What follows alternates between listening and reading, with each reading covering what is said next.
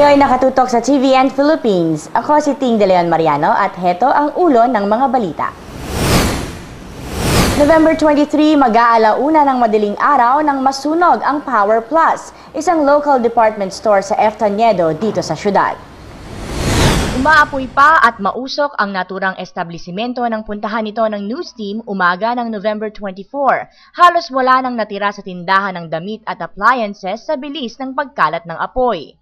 Bumalik pa ang mga tauhan ng City Fire Bureau ng umaga ding yon upang bugahan muli ng tubig ang lugar dahil hindi pa lubos na napuksa ang apoy. Ayon sa isang fire officer na aming nakapanayam, electrical short circuit ang naging dahilan ng sunog mula sa kanilang initial investigation. At dahil nga sa maraming damit ang tindahan, kaya naging mabilis ang pagkalat ng apoy. Ilang minuto lamang mula sa pagdating ng mga bumbero nang madeklarang fire under control ang malaking apoy na lumamon sa department store. Aabot sa 3 milyong piso ang halaga ng mga nasunog na paninda at kagamitan. As of now, we are gathering some necessary physical evidence for the ongoing or undertaking of investigation. So ngayon, lahat ng mga necessary na actions for the investigation ay ginagawa naman po natin. Mula po nung sa report ng past 12 yung sunog, sir, anong oras po na-declare na fire under control? About 1 o'clock and 48 minutes. Pinatunayan din ng isa pang saksi mula sa katapat na 24-hour na tindahan ang pinagmulan ng apoy. Bandang mag-aalauna nga nang mapansin niyang nag-spark ang electrical signage ng tindahan at ilang saglit lang ay nagina itong apoy na mabilisang kumalat. Sinubukan pa umano nilang patayin ang apoy. Nag-spark yung signboard nila.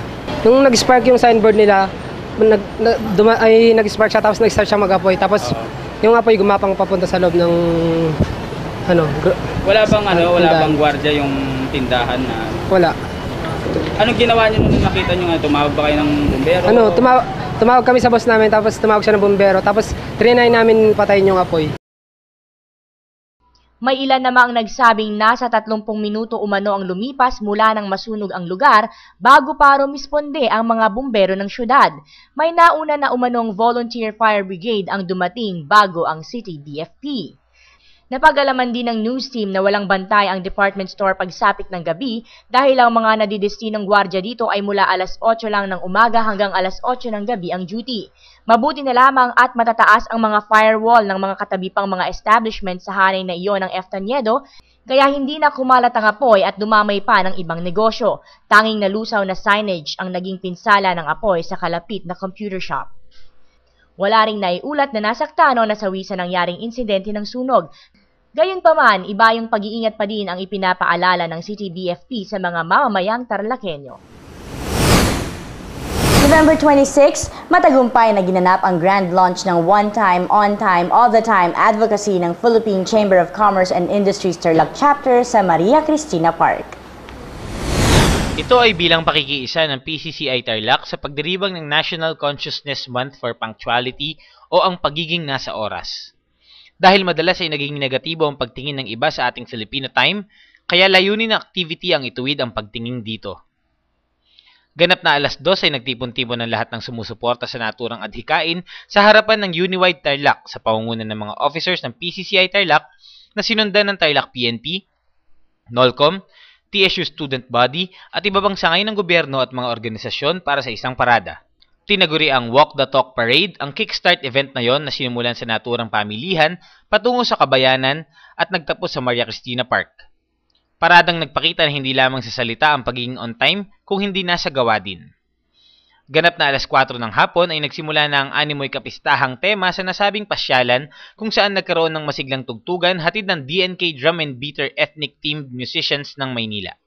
Nagkaroon din ng kahangahangang military silent drill kung saan timing ang pinahalagahan mula sa mga kababaihang sundalo ng Philippine Air Force na nakabase sa Clark Field, Pampanga. Alas 5:30 ay nagkaroon ng maikling presentation kung saan ipinaliwanag ni PCCI Tarlac President Ms. Carolina Uy sa mga panauhin kung ano nga ba ang one time, on time, all the time advocacy.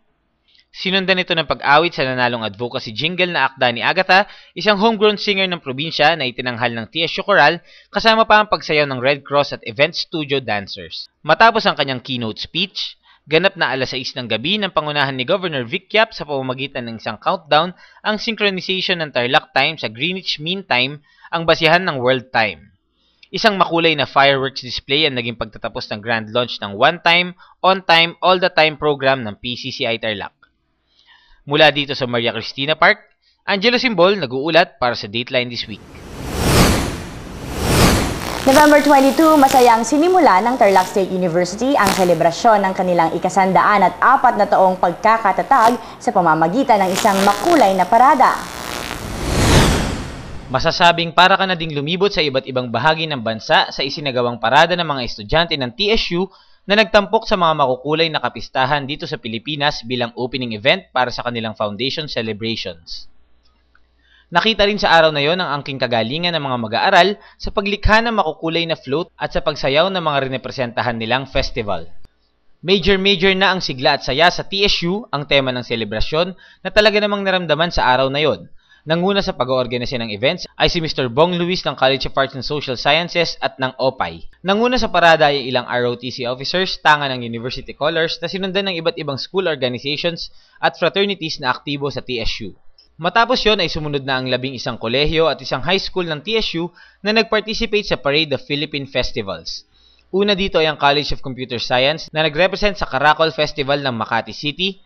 Pangalawa ang College of Arts and Social Sciences na nag-represent sa Mascara Festival ng Bacolod City. Pangatlo ang Laboratory High School na nag-represent ang Mais Festival ng Masbate. Pang-apat ang College of Engineering na nag-represent ang Pintaflores Festival ng San Carlos City, Negros Occidental. Panglima ang College of Public Administration na nag-represent sa Bangus Festival ng Dagupan. Pang-anim ang College of Nursing na nag-represent sa Sinulog Festival ng Cebu. Pang-pito ang Human Kinetics na nag-represent sa Ibon-Ebon Festival ng Candaba, Pampanga. Pang-walo ang College of Science na nag-represent sa Saging Festival ng Siquijor. Pang-siyam ang College of Education na nag-represent sa Kasadyahan Festival ng Iloilo City. Pang-sampu ang Architecture and Fine Arts na nag-represent sa Talong Festival ng Villasis, Pangasinan. Pang-11 ang College of Technology na nag-represent sa Pintados Festival ng Tacloban City, Leyte, at panghuli ang College of Business and Accountancy na nag-represent sa Kadayawan Festival ng Davao City. Ang parada ay nagtapos sa TSU Gymnasium kung saan ang lahat ay nakapanood naman sa patalbugan ng kagandahan at kakisigan ng respective muses and escorts ng mga kolehiyo upang matanghal bilang King and Queen of Philippine Festival ng 104th TSU Foundation. Mula dito sa Tarlac State University, Angelo Simbol nag-uulat para sa Dateline This Week.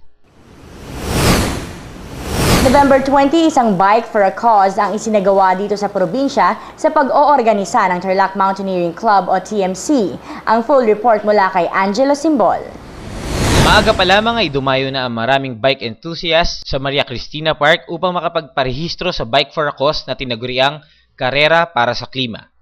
Ang biking event ay may tema rin na Reduce, Reuse, and Recycle, Recycling through Cycling na isang pamamaraan sa pangangalaga sa inang kalikasan na advokasya ng naturang cycling group. Sa umagang yon ay iba't ibang uri ng bisikleta ang aming nakita.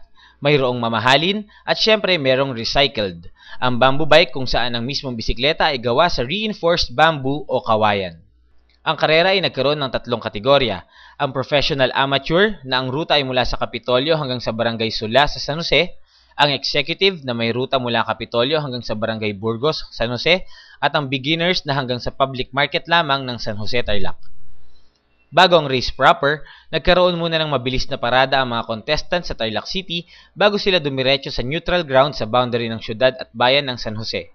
Mainit man ang panahon at bulubundukin ng ilang bahagi ng bayan ng San Jose, hindi ito naging hadlang sa mga siklista upang tapusin ang karera at makamit ang minimithing karangalan.